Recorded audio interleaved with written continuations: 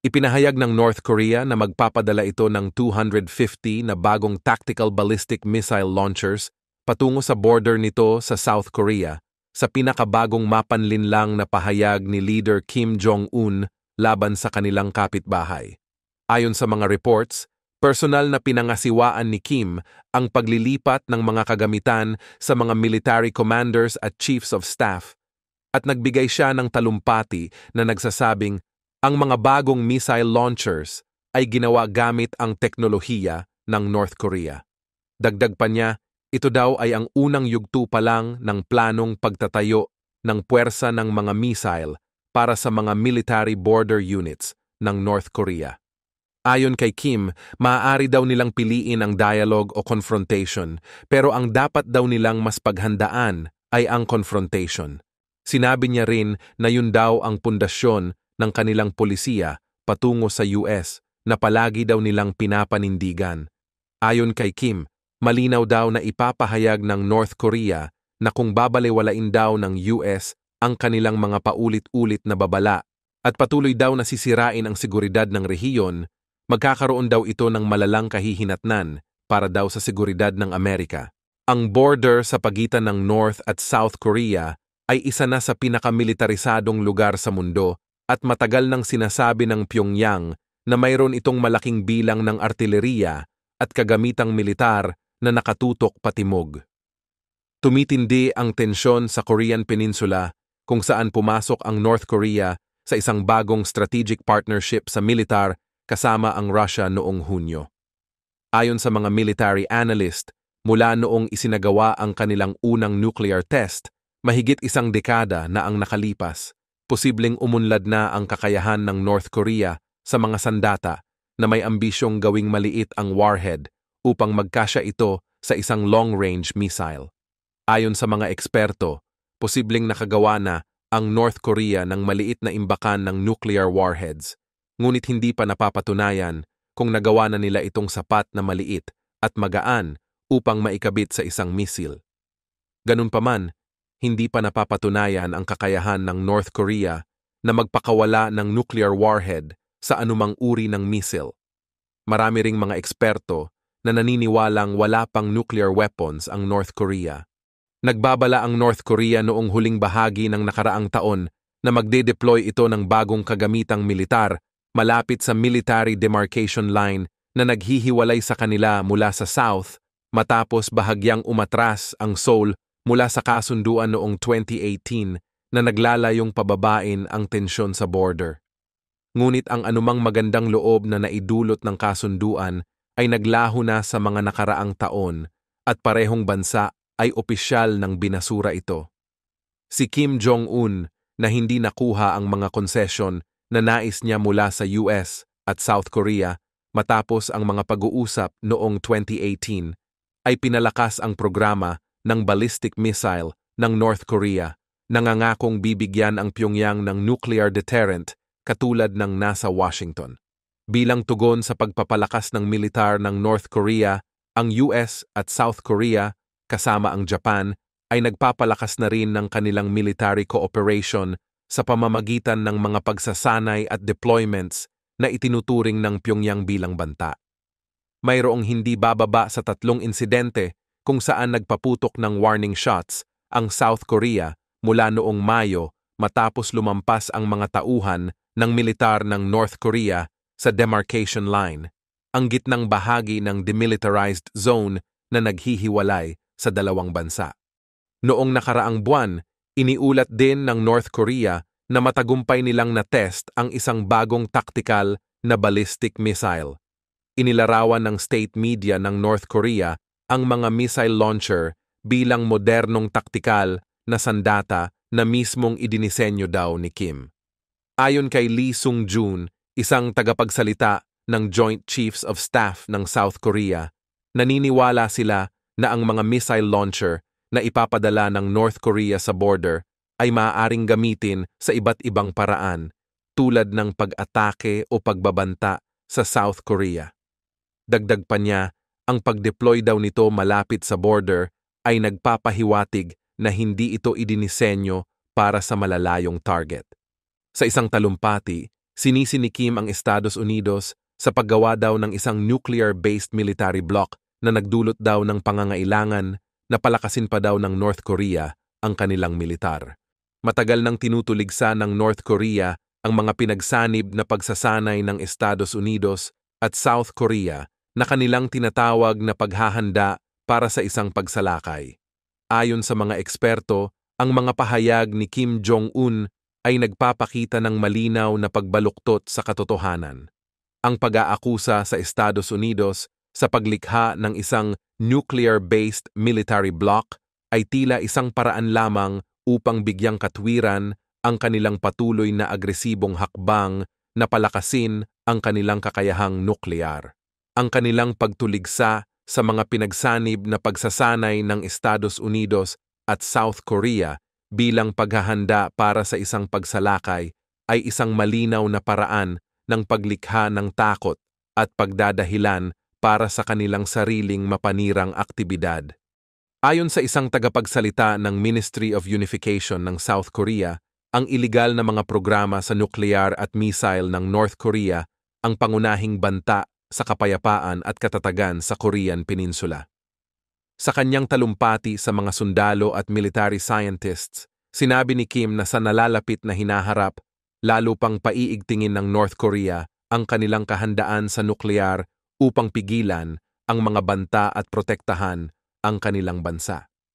Ayon sa mga military analyst, hindi maikakaila na ang mga iligal na programa sa nuclear at missile ng North Korea ang tunay na banta sa kapayapaan at katatagan sa Korean Peninsula. Ang kanilang patuloy na panggigipit at pagpapalakas ng militar sa halip na makipag-usap para sa diplomatikong solusyon ay nagpapakita ng kawalan ng responsibilidad sa harap ng pandaigdigang komunidad.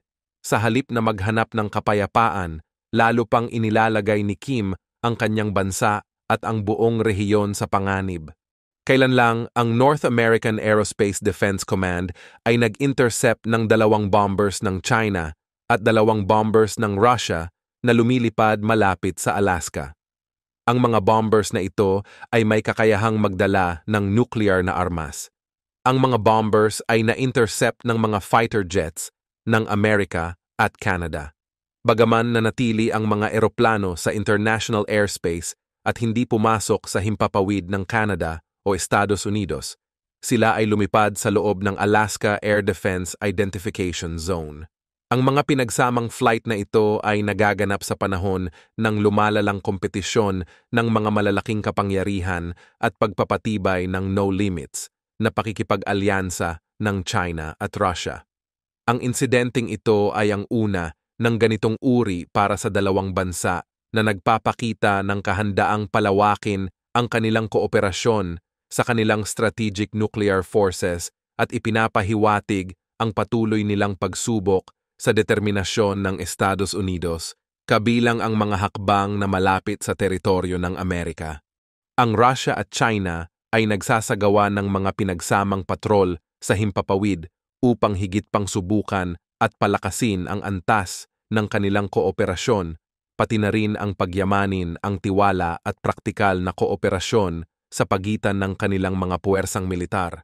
Ayon sa isang tagapagsalita ng Ministry of National Defense ng China, ang layunin daw ng mga strategic air patrol na ito ay hindi para sa anumang ikatlong partido at walang kinalaman sa kasalukuyang internasyonal at regional na sitwasyon.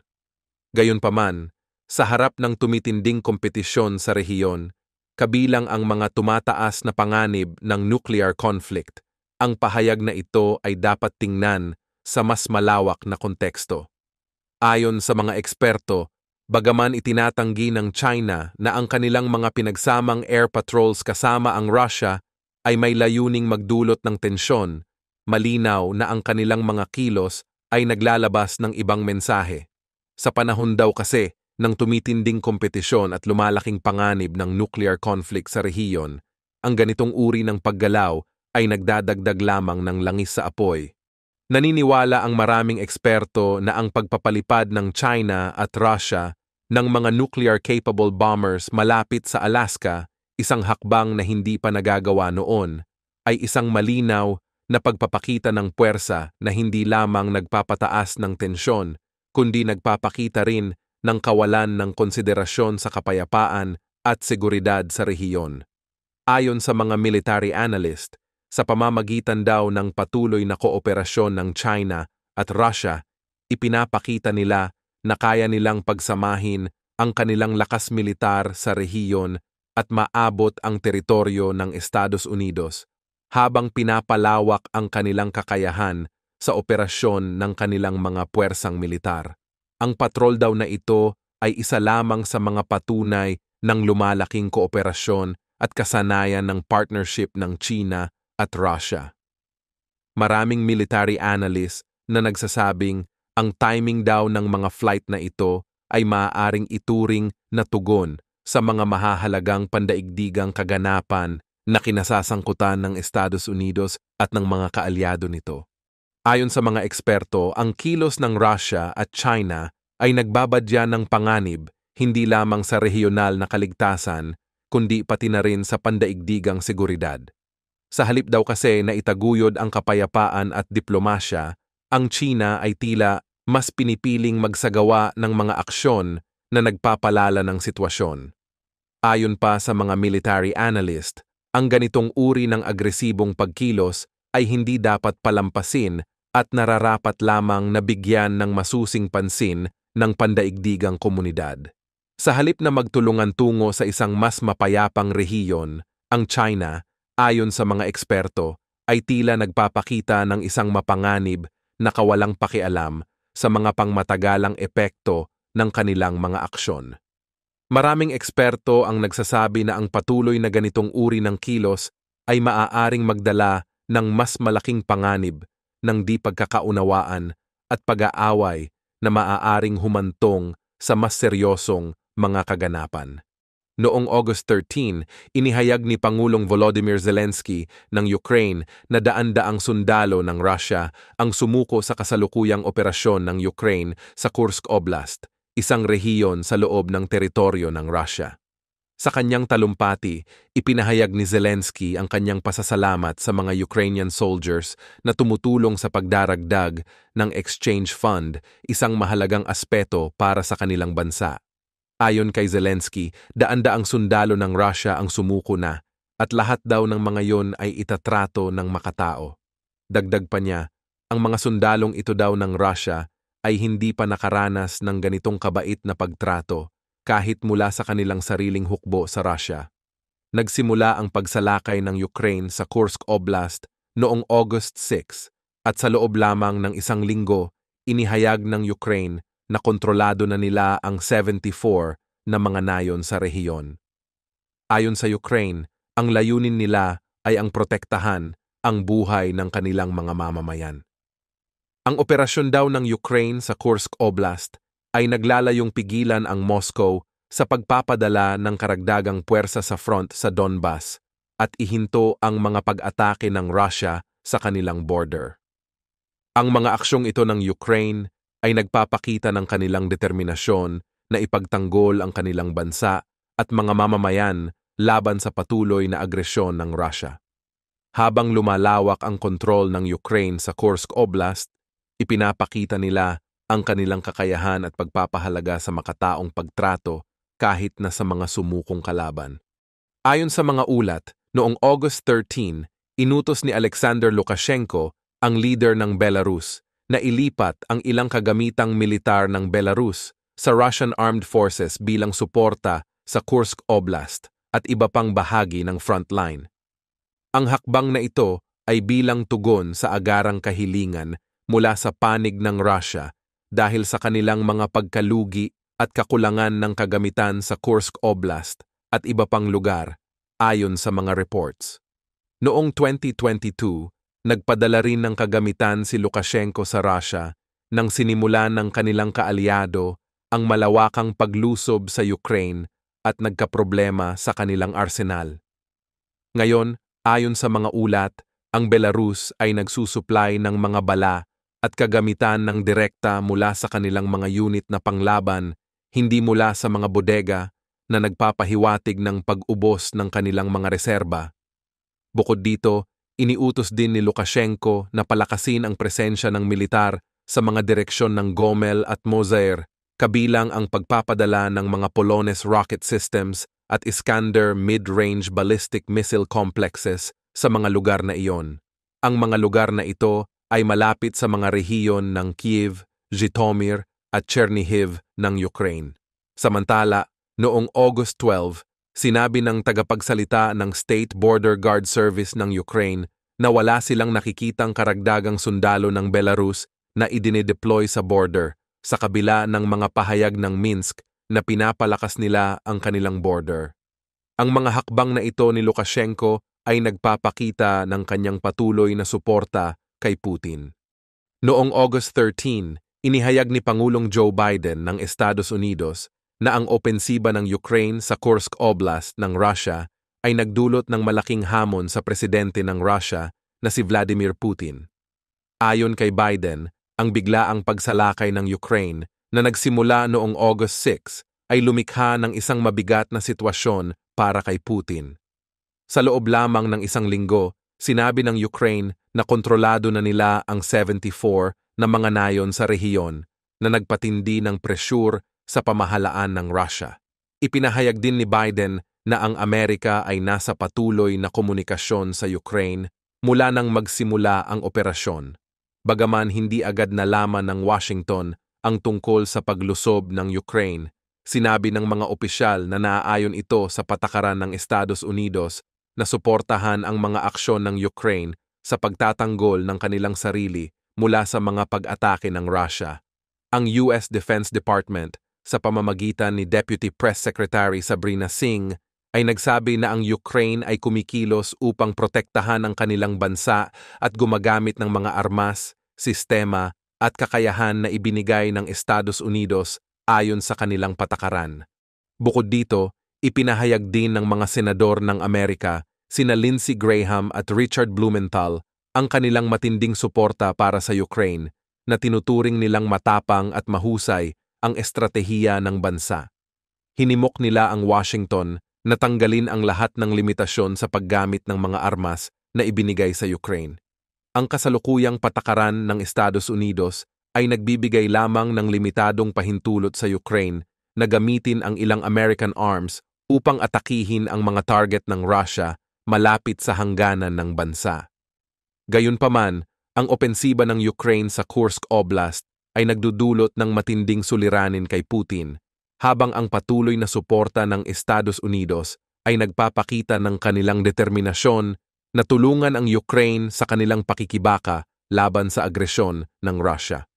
Ang mga aksyon ng Ukraine ay nagpapakita ng kanilang lakas at husay sa estratehiya, at ito ay nagpapatibay sa kahalagahan ng internasyonal na suporta sa harap ng ganitong mga krisis. Ayon sa mga ulat, noong August 13, ang Moscow ay nagwi-withdraw ng ilang puwersa nito mula sa Ukraine upang labanan ang patuloy na pagsalakay ng Ukraine sa Kursk Oblast ng Russia. Ang biglaang paglusob na ito ng Ukraine na nagsimula noong nakaraang linggo ay tila nagulat ang Russia.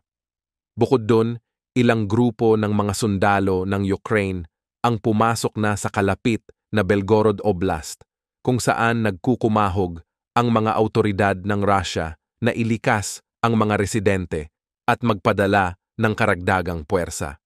Ayon sa mga ulat, bagaman hindi patiyak ng mga opisyal ng Estados Unidos kung gaano karami ang mga sundalong muling nire-redeploy ng Russia at kung gaano ito kahalaga, ito ay tila nagpapakita na ang isa sa mga layunin ng operasyon ng Ukraine ay nagtatagumpay.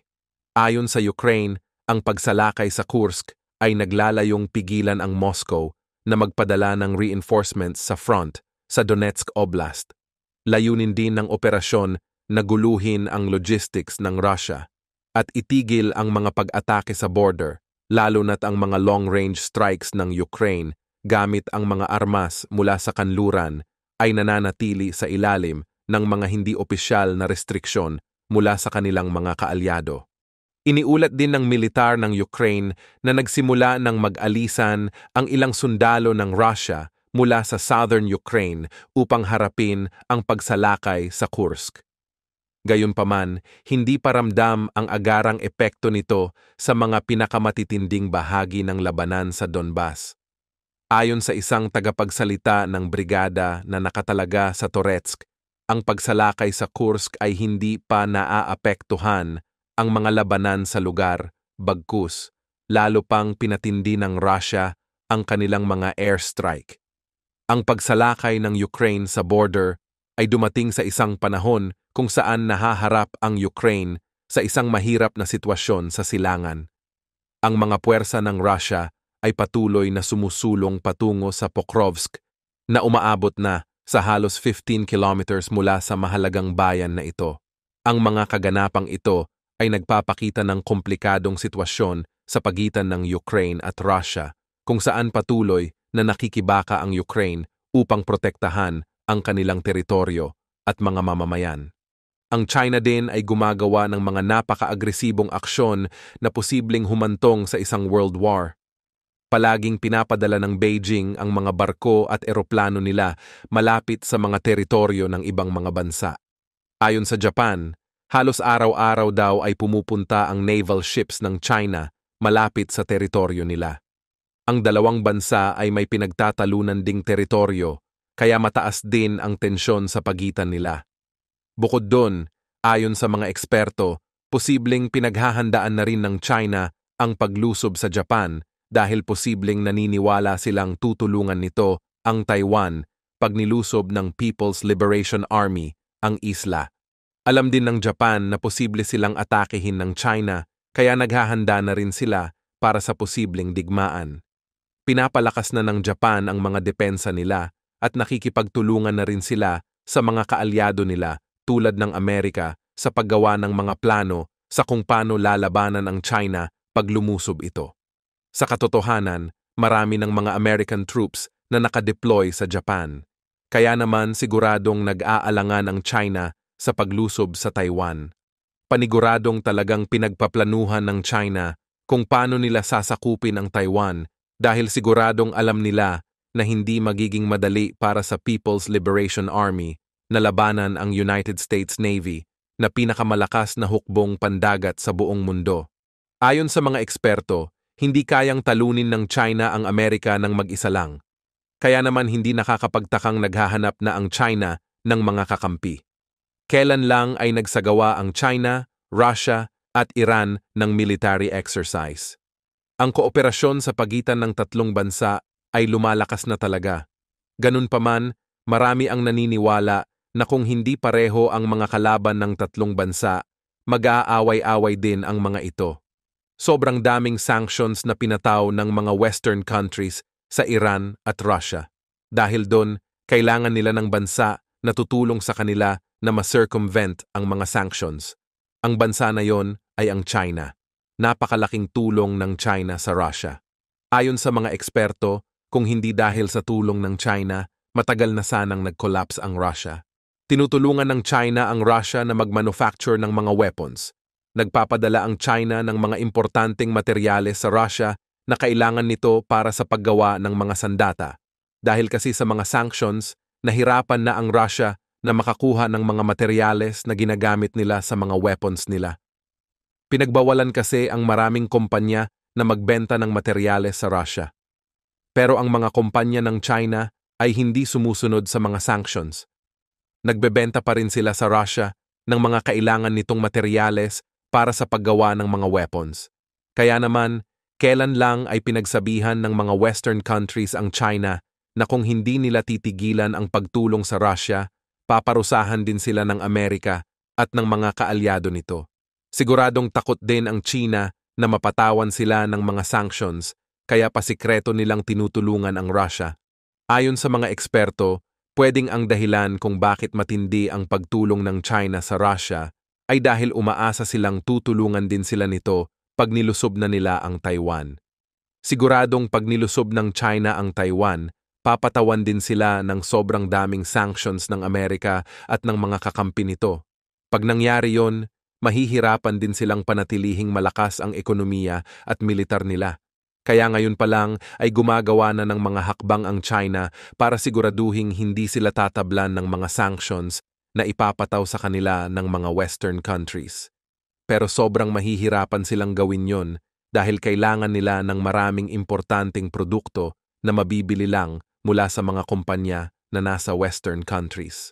Kaya naman talagang kailangan ng China ng tulong mula sa iba pang mga bansa tulad ng Russia at Iran kung lulusubin nila ang Taiwan. Kaso pag pare-parehong bumagsak ang mga ekonomiya nila, mahihirapan din silang magtulungan. Marami ang naniniwala na sa dekadang ito ay lulusob na ang China sa Taiwan. Meron pa ngang mga nagsasabi na baka next year pa lang ay lumusob na sila. Mahirap masabi kung kailan lulusob ang China sa Taiwan. Pwede pa ngang bigla silang lumusob sa susunod na buwan o kahit sa susunod na linggo. Kaya naman naghahanda na talaga ang maraming mga bansa para sa posibilidad na magkaroon ng isang world war. Hindi lang rin China ang pwedeng magsimula ng pandaigdigang gera. Pwede ring sa Europe magsimula ang digmaan dahil sa mga agresibong aksyon ng Russia. Ayon sa mga eksperto, merong posibilidad na magkaroon ng gera sa pagitan ng NATO at Russia. Pinag-uusapan na ngayon ng mga NATO na bansa kung magpapadala ba sila ng mga sundalo sa Russia. Marami ang tutol pero meron ding mga pumapayag. Nagalit naman si Putin sa suggestion na magpadala ang NATO ng mga sundalo sa Ukraine. Pinahiwatig niya na pag ginawa daw yun ng NATO, mas tataas daw ang chance na magkaroon ng isang world war. Dahil sa panganib na baka biglang magsimula nga ang isang pandaigdigang gera, nagpapalakas na ng depensa ang maraming bansa.